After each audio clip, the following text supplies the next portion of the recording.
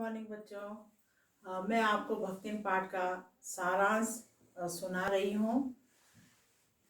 जैसे हमने उसके बचपन और उसके ससुराल की स्थिति को जाना कि भक्तिन की पति की मृत्यु के बाद भी भक्तिन ने अपनी कर्मठता के आधार पर अपना बहुत अच्छा जीवन व्यतीत कर रही थी। उसने अपनी 2 बेटियों की शादी कर दी थी और जो बड़े बेटी का दामाद था जिसकी शादी उसके पति ने की थी उसको घर जवाई बना दिया था। परंतु भक्तिन का बहुत दुर्भाग्य था कि थोड़े दिन में जो घर जवाई जो बनाया था उस दामाद का भी देहांत हो गया, उसकी मृत्यु हो गई और उसकी बेटी विधवा हो गई। और उसके जेठ और वो जेठ के जो लड़के थे उनकी नज़र तो संपत्ति पे थी और वो चाहते थे कि ऐसा ना हो कि भक्तिन की बेटी कहीं और शादी कर दे और उस जायदाद का कोई और वारिस यहाँ पर आ जाए। इसलिए वो भक्तिन के जो जेठ का लड़का था वो अपने साले को भक्तिन की बेटी से शादी करवाना चाहता था। और वह जो भक्तिन के जेठ के लड़के का साला था वो बहुत ही आवारा था, तीतर लड़ाता रहता था, कुछ भी काम धंधा नहीं करता था। तो भक्तिन की बेटी को ये बिल्कुल भी पसंद नहीं।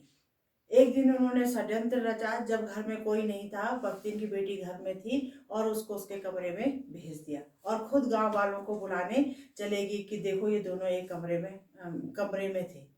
जब वो दोनों बाहर आए, भले ही वो कह रहा था कि भक्तिन की बेटी ने मुझे बुलाया, परंतु उसके मुंह पर साफ निशान दिख रहे थे कि भक्तिन की बेटी ने उसकी खूब पिटाई की थी।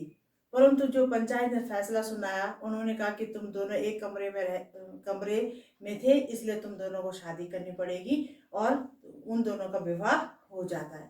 विवाह के बाद भी स्थिति बहुत अच्छी नहीं रहती है। आए दिन उनके घर में लड़ाई झगड़े होते रहते हैं और धीरे धीरे जो भक्तिन के जो खेत खलियान उसके पशुधन धीरे धीरे वो नष्ट होता जाता है। स्थिति यहाँ तक आ जाती है कि भक्तिन को लगान देने के लिए उसके पास पैसे नहीं होते हैं, अनाज नहीं होता है। तो एक दिन जमींदार भक्तिन को लगान न देने के कारण उसको पूरे दिन धूप में खड़े रहने का दंड देता है, जिससे भक्तिन के लिए स्वाभिमान पर ठेस पहुंचती है। वो बहुत दुखी होती है और गांव को छोड़कर शहर आ जाती है और शहर में वो महादेवी वर्मा से मिलती है।